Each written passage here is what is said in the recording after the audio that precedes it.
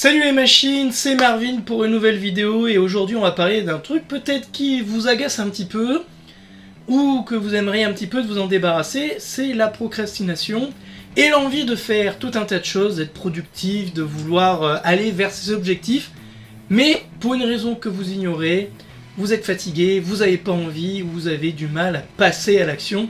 C'est ce qu'on va décortiquer aujourd'hui. Alors sachez que, à la base, procrastiner, il n'y a rien de mal dans ça. J'ai envie de vous dire, ça ne fait rien de mal. Parfois on s'ennuie en procrastinant et c'est pas plus mal pour la créativité. Je rappelle que j'ai fait une vidéo là-dessus. Mais alors du coup, pourquoi vouloir faire une vidéo sur cette thématique? Parce que souvent, des personnes qui procrastinent rapportent que ces personnes se sentent faibles, mauvaises, nulles, se dévalorisent énormément, ont parfois un sentiment de culpabilité parce qu'ils sont incapables de prendre en marche un projet et surtout de continuer en étant disciplinés. Et ils aimeraient trouver des astuces, évidemment, pour pouvoir y arriver.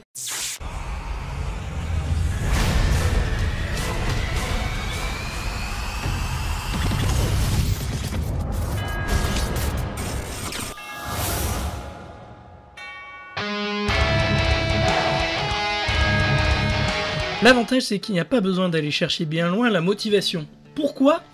Parce que c'est un mécanisme qui est inné dans notre cerveau. La motivation loge dans l'aire tegmentale ventrale où se situe le tronc cérébral, la zone de la survie. Vous allez me dire, mais pourquoi ? Tout simplement, la zone de la survie, c'est là où se situent les besoins impérieux de notre corps. Comme par exemple la respiration. Si vous vous arrêtez de respirer, vous mourrez. C'est embêtant alors. Donc le corps doit s'assurer que ça doit être fait en automatique et que ça ne s'arrête jamais. Cependant, dans le système limbique qui est vraiment au centre de votre cerveau, vraiment au centre-centre, c'est l'endroit où se situent donc vos émotions certes, mais là où le corps, le cerveau gère tous les besoins fondamentaux mais non impérieux. En d'autres termes, ce ne sont pas des activités urgentes à faire. Exemple, manger, c'est fondamental pour votre survie, mais c'est pas impérieux dans la minute près, contrairement à respirer. Et si vous avez bien suivi, malgré le fait que manger soit nécessaire pour notre survie, nous pouvons totalement nous priver jusqu'à mourir. Ce qui veut dire que le plaisir et la nécessité ne suffisent pas à nous bouger les fesses pour pouvoir survivre. Donc du coup, le cerveau est doté d'un système de récompense pour tout simplement récompenser les efforts que l'on fait. Et c'est là que rentre en compte le noyau accumbens, siège de la dopamine, de la sérotonine, qui est directement relié à l'aire tegmentale ventrale, l'endroit où les besoins impérieux sont présents. Donc vous aurez bien compris que la motivation, c'est quelque chose d'obligatoire, d'impérieux. Bonne nouvelle, ça veut dire que on est motivé de base. Donc la motivation, vous l'aurez compris, est innée, mais le problème c'est qu'elle n'est pas toujours dirigée au bon endroit. Cette motivation intervient via un neuromédiateur, donc des petites molécules qui traversent nos neurones qu'on appelle, et vous l'avez déjà entendu, la dopamine. La dopamine ne sert pas qu'à la récompense, elle fait plein d'autres choses, mais dans notre petit schéma, ce qu'il faut comprendre c'est que notre cerveau va capter une information, et du noyau accumbens jusqu'à l'aire tegmentale ventrale va avoir des neurones, un qui va dire si ça a l'air génial, ou un autre qui va dire si c'est pas foufou. Dans le cas où c'est pas foufou, pas de motivation, on se bouge pas. Dans le cas où c'est génial, alors l'information est transmise ensuite vers le système limbique, notamment le thalamus qui est le relais entre le conscient et l'inconscient, des émotions apparaissent, compréhension des stimuli externes qui amènent ensuite l'information au cortex préfrontal, là où on prend les décisions logiques, réfléchies, là où il y a notre autocontrôle, et si nous prenons la bonne décision, alors dans ce cas-là, c'est retour au noyau accumbens qui sécrète la dopamine. Bon, c'est génial ce petit trajet, mais le souci c'est que nous devons faire comprendre à notre cerveau qu'il est suffisamment vital de faire cet effort plutôt que de scroller sur TikTok qui nous permet de jouir sans effort.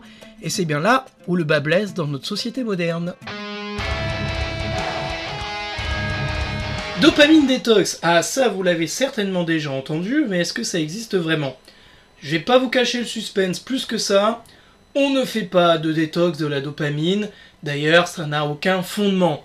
Pourquoi? Parce que la dopamine est nécessaire dans notre corps et quelqu'un qui en fait clairement défaut, c'est quelqu'un qui est couché au lit et qui est en train de faire un burn-out sans pouvoir bouger. Si vous avez bien compris mon explication de la première partie, c'est que ce cercle, on le sollicite tellement avec peu d'efforts à la clé que finalement nous devenons insensibles à la dopamine et ça veut dire qu'il nous en faut encore plus et quand on n'a pas notre dose quotidienne, alors dans ce cas-là, c'est là où nous devenons tristes, énervés et que nous faisons tout pour aller vers les activités qui nous procurent cette dopamine facilement.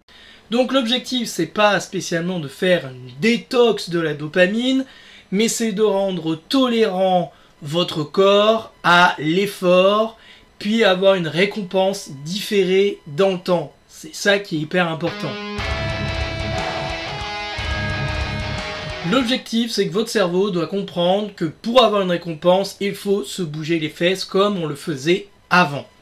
Donc concrètement, lors de l'élaboration de vos tâches, l'objectif c'est de faire comprendre à votre cerveau que ce que vous allez faire est nécessaire et que après vous allez être très heureux et que ça en valait la chandelle. Ce que vous faites en vaut la chandelle.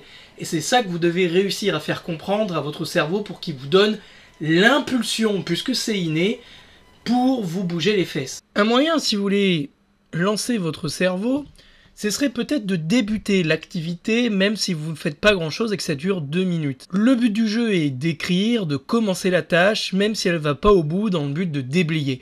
Car ne sous-estimez pas votre cerveau. Même si vous vaquez à d'autres occupations, il réfléchira en arrière-plan à votre problème. Y compris la nuit, surtout la nuit même d'ailleurs, pendant que vous dormez, c'est pour ça qu'on dit que la nuit porte conseil.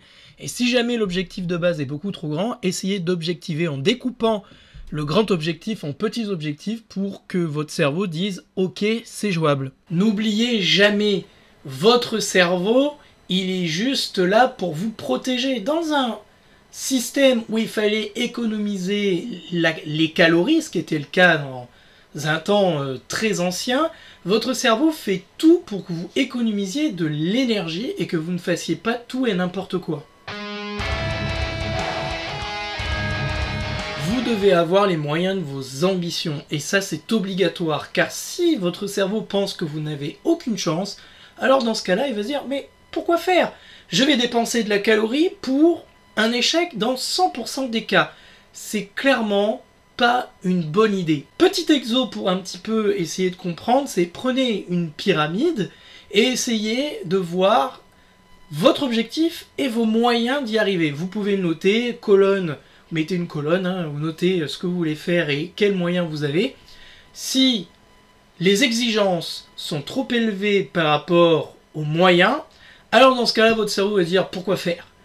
Et l'objectif, c'est justement d'inverser cette pyramide où vous avez plus de moyens pour parvenir à vos exigences. En gros, plus les exigences excèdent les moyens, plus vous serez paralysé. Et donc vous aurez bien compris que l'objectif, c'est de se donner les moyens. Vous pouvez aussi vous poser des questions pour essayer d'entrevoir les opportunités offertes par la proposition.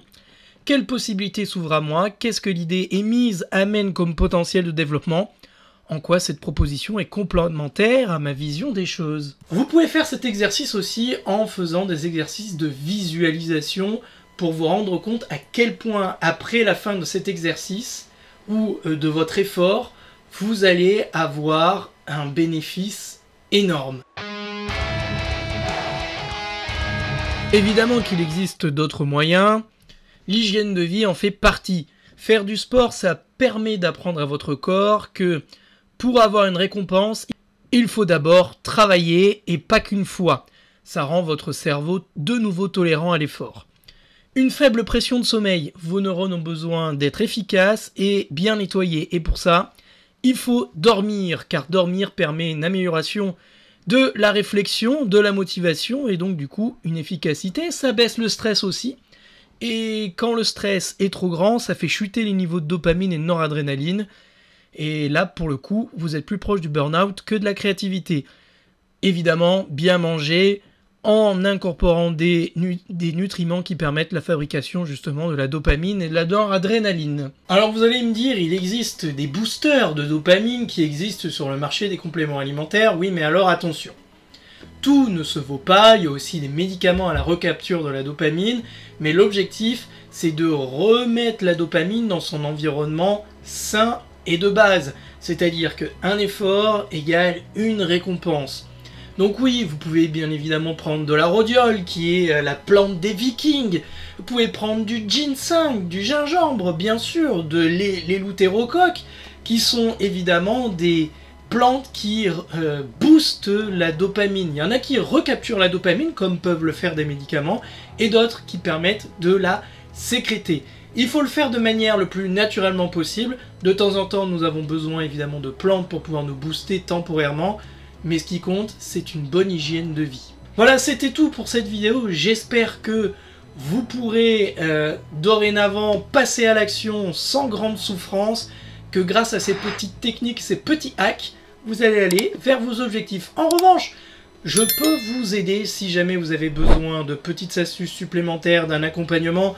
Devianunemachine.fr, vous cliquez, vous allez dans prendre rendez-vous et vous allez voir que vous pouvez me contacter pour un accompagnement. Vous pouvez suivre mes formations.